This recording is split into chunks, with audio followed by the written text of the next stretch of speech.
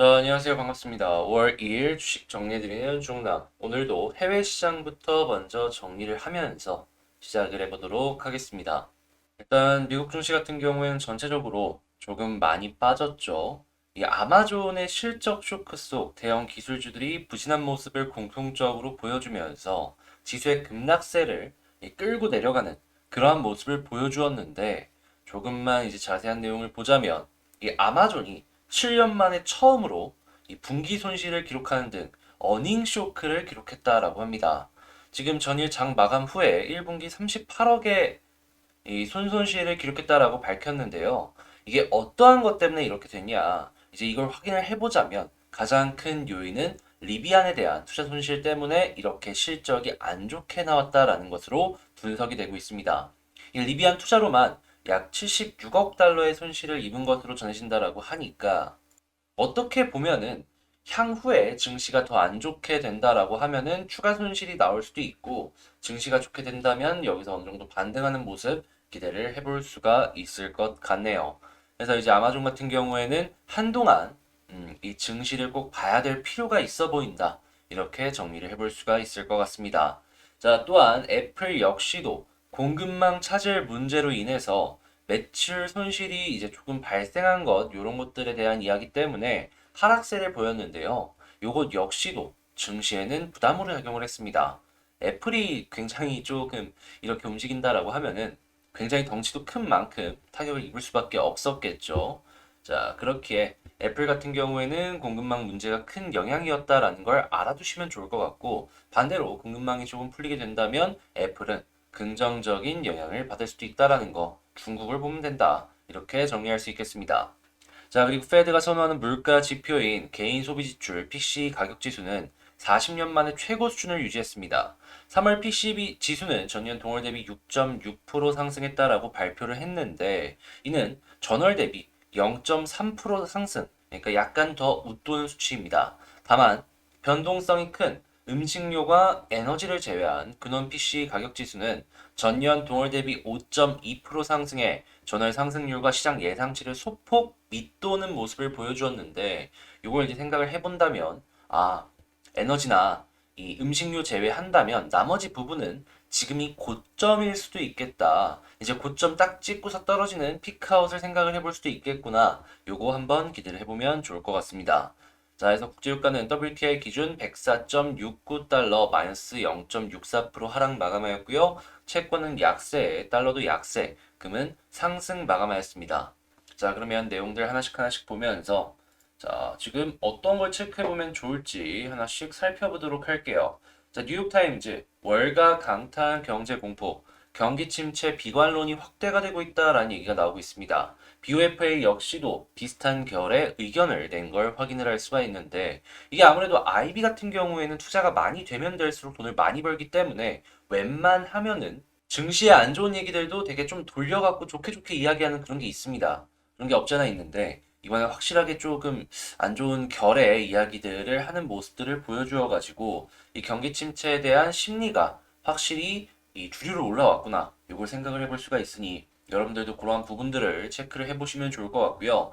예, 그렇기 때문에 나스닥 같은 경우에는 4월에만 13% 넘게 하락을 하였다라고 합니다. 지금 2008년 위기 이후에 최악이다라고 하는데 이게 전체적으로 심리가 많이 꺾이다 보니까 너무 많이 올라간 것도 있고 그에 대한 영향으로 반발세를 이렇게 하락을 한 것이 아닐까 생각이 들고요. 자, 유로존 역시도 지금 경제가 찬찬히 둔화가 되는 모습을 보여주고 있다는 걸 확인을 할 수가 있습니다. 지금 22 역시도 이러한 부분들을 조금 헤쳐나가기 위해서 금리 인상을 차근차근 이제 진행을 좀 늦춰가면서 하려는 모습을 보여주고 있죠. 자, 근데 만약에 유럽 같은 경우에도 이 물가가 확 너무 심각하게 올라가게 된다면 어쩔 수 없이 빠른 속도로 금리 인상을 진행할 수밖에 없을 겁니다. 물론 세계의 주류는 미국이긴 하지만 유럽 역시도 만만치 않은 영향력을 가지고 있기 때문에 이 부분은 체크를 하시면서 보시면 좋을 것 같고 이런 상황 가운데서도 버핏은 샀다라는 거 체크를 해놓으시면 좋을 것 같습니다. 물론 이 워렌 버핏이 모든 섹터에 이 매수세를 넣어준 건 아닙니다. 딱 여기서 여러분들께서 체크를 해둬야 하실 부분 두 가지는 첫 번째는 쉐브론, 에너지 부분에 투자를 했다. 자, 그리고 두 번째, 이 액티비전 블리자드에 투자를 했다라는 것인데 이 에너지 같은 경우에는 가장 좀 비중이 컸습니다. 요거는 그냥 이쪽이 좀 괜찮을 것 같아서 넣었구나라고 생각을 하시면 될 것 같고 액티비전은 갑자기 무슨 버크셔가 게임 쪽에 투자를 하는 것이냐라고 생각을 하기보다는 지금 액티비전이 마이크로소프트에 인수가 되려는 그런 모습들이 보여지고 있잖아요. 한데 그 주당 90몇 불의 인수가 될 것이다라고 이야기가 나왔었는데 현재 그것보다 좀 이 차이가 좀 있어요. 70불이었나? 예, 하다 보니까 그 10몇 불 정도의 차이가 있다 보니 버크셔 같은 경우에는 이 정도 스프레드 차이가 나는 것들을 지금 들어가면 먹을 수 있겠구나라고 생각을 해서 들어가는 것이다라는 식으로 이야기를 한 것이 이번에 나왔거든요. 하다 보니까 예, 여러분들 만약에 보신다면 이쪽은 게임 쪽이 좋아서 샀다라기보다는 M&A 이슈로 인해서 샀다라고 생각을 하시면서 보시면 좋겠습니다. 예, 한국에서도 비슷한 그 결의 몇 번 사태들이 있었잖아요. 하다 보니까 이제 사례들을 찾아보시면 제가 어떤 말을 하는지 확실하게 이해 가능하실 겁니다. 자, 그리고 전기 비행기의 시대 이야기가 한 번씩 한 번씩 꾸준하게 나오고 있는데 지금 JP모건 토픽은 아처 에이비에이션이라고 하는데 여기에 우리가 이제 생각을 해볼 수 있는 건 우리나라가 생각보다 보잉이나 이런 데에 이 정밀 부품들을 공급을 하는 것들이 꽤 있습니다. 하다 보니까 그쪽을 한번 찾아보시면 잘하면 이쪽과도 엮일 수 있어가지고 좀 괜찮을 수도 있겠다 생각해 볼 수 있을 것 같습니다. 자, 그렇기에 이 전기 비행기 이쪽 섹터가 이제 막 조금씩 만들어지고 있다라는 거 생각을 하시면서 보시면 좋을 것 같고요. 자, 그 다음으로는 지금 뭐 러시아 오데사 공항을 공격했다라고 하는데 원유 수입을 EU에서 단기적으로 금지할 것이다라는 얘기가 나오고 있습니다. 근데 당연히 이 러시아 역시도 금지를 한다면 우리 가스 안 팔아 할 수도 있겠죠.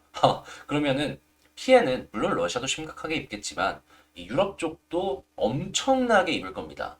지금 유럽 쪽에서 가스 사용량이 어마어마하게 커요. 특히나 독일이나 프랑스 같은 경우에는 이 러시아 쪽의 의존도가 너무 높다 보니까 끝까지 러시아 쪽에 앞에선 비난하고 뒤에서는 우리 요거 좀 잘 해결 좀 해줘 뭐 이런 식으로 좀 우호적인 스탠스를 취하는 걸 이제 확인할 수가 있거든요. 자, 이거는 러시아 쪽에서 어떤 식으로 움직일지 올 보면 좋겠네요.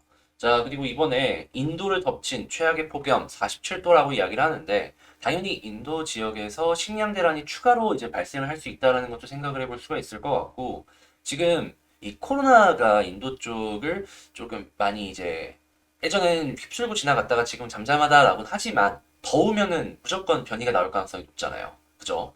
그러면 여기서 나올 뭐 변이나 아니면은 이제 47도라고 하는 이 온도에 따른 뭐 여러 가지 변화 이런 것들 그리고 한국 역시도 이상기후의 영향을 받을 가능성이 높기 때문에 올해 잘하면은 많이 더울 수도 있습니다. 그러면 우리는 에어컨, 아이스크림, 뭐 의류 중에서도 반팔 이런 거는 그렇게까지 큰 영향이 없을란지는 모르겠는데 아무튼 이런 거 한 번씩 생각을 하시면서 쭉쭉 이 향후 테마에 대해서 섹터를 분석을 해보면 좋을 것 같네요. 자, 이렇게 한번 싹 해봤는데 도움이 되었다라고 생각을 하신다면 구독과 좋아요 한 번씩 눌러주시고요. 방금 말씀을 드린 내용들 같은 경우에는 자, 일단 텔레그램 제가 이제 운영하는 거 다들 아실 겁니다. 예, 아침에 그냥 장 시작 전에 이렇게 올려드린다라는 거. 여기에 이제 공부할 수 있는 내용들도 꾸준하게 올려드리고 있으니까요. 같이 한번 공부해보고 싶다라고 생각을 하시는 분들은 뭐 어렵게 생각하지 마시고 일단 이 제 채널 커뮤니티에 있는 텔레그램 링크를 들어오셔가지고 좋은 내용들 같이 공부해 나가셨으면 좋겠네요. 자, 그럼 본 영상 시작하도록 하겠습니다. 자, 제가 이번에 가지고 온 종목은 두산 에너빌리티를 가지고 왔습니다. 일단 두산 에너빌리티 같은 경우에는 크게 뭐 이탈하거나 이런 모습은 안 보여주고 있고 그냥 횡보하는 모습 보여주고 있죠. 그렇기 때문에 야, 이거 뭐 대단하다, 지금 안 좋다 이러할 걸 생각을 할 건 없을 것 같은데요. 약간 아슬해 보이는 한 가지 포인트를 말씀을 드리면서 요거 분석을 해보도록 하겠습니다. 일단 나와 있는 뉴스부터 살펴보자면 일단 뭐 원전 관련해서도 민간 방식을 도입을 해야 될 것이다라는 이야기를 하나씩 하나씩 하는 걸 확인을 할 수가 있죠. 특히나 주도권 열린 이 원전 수출에서 한전과 한수원 체제를 일원화해야 된다라는 이야기를 하고 있는데 여기를 보면서 솔직하게 얘기해서 우리가 기대할 수 있는 부분이 그냥 원전 생태계는 더욱더 커지겠구나. 특히나 한국 같은 경우에는 투자를 많이 하겠구나라는 걸 우리는 확인을 할 수가 있을 것 같습니다. 자, 그러면 뭐 요거는 좋구나. 이 정도로 넘어갈 수 있겠죠. 자, 그리고 지금 이 구형 원전을 해체하고 SMR 쪽으로 차근차근 움직이려는 모습, 요거를 조금 기대를 해볼 수가 있거든요. 특히나 이제 오래된 원전 같은 경우에는 더더욱 해체 얘기가 예전부터 많이 나왔기 때문에 탈원전을 준비하는 뭐 건설업계다라고 하면서 원전 해체 역시도 생각을 해봐야 될 것 같은데, 자, 에너빌리티 같은 경우에는 이 원전 해체 사업에도 지금 진출을 해 있는 상황이기 때문에 많이 아는 애들이 또 이제 해체나 이런 것도 잘한다라고 하잖아요. 그래서 기대를 하면서 보면 좋을 것 같습니다. 물론 해체에서 끝나는 게 아니라 SMR 쪽으로의 전환 역시도 기대를 해볼 수가 있고요. 쌍끌이로 돈 벌 수 있다. 이렇게 볼 수 있겠죠. 물론 그게 되기 위해서는 시간이 조금 더 필요해 보이기는 하지만 일단 기대감 때문에 결국 주식이 올라가는 거니까 그런 부분으로 보면은 에너빌리티는 지금 매우 긍정적인 상황의 뉴스들이 꾸준하게 아래쪽에 쌓이고 있다라는 걸 생각해 볼 수가 있겠습니다. 당연히 이런 게 쌓이고 쌓이다 보면은 급등할 수 있는 그런 재료로 바뀔 것이고요. 자, 뉴스를 이외에 딱 봤으면 수급을 좀 볼 텐데요. 좀 저번 주 금요일 날 많이 빠졌어요. 그죠?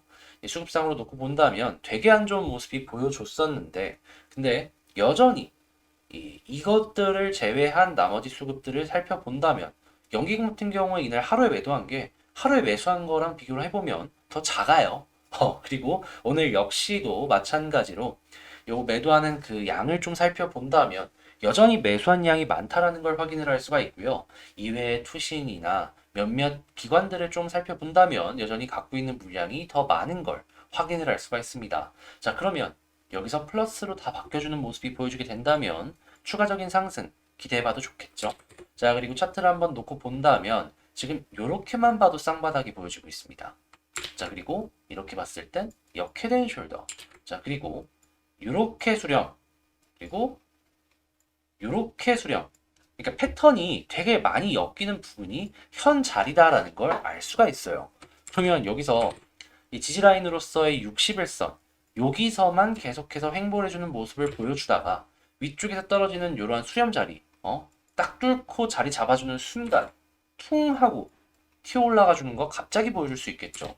그러면 정리를 한번 해보자면 그냥 딱 이것만 생각하면 될 것 같습니다. 지금 뉴스 매우 좋다. 자, 그리고 지금 수급 같은 경우에 조금 아쉽긴 하지만 언제 다시 플러스로 바뀌어도 이상할 게 없다. 그러면 수급 돌아서면 좋다. 이렇게 딱 보고 세 번째 60일선 위에 있다면 더 봐도 되고 네 번째 위에서 떨어지는 저항 라인 이 수련 상단 라인 있죠. 여기를 뚫어주면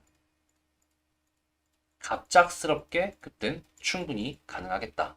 이렇게 보면서 지금은 뭐 파는 것보다는 홀딩이 더 괜찮은 자리가 아닐까라고 말씀드리도록 하겠습니다.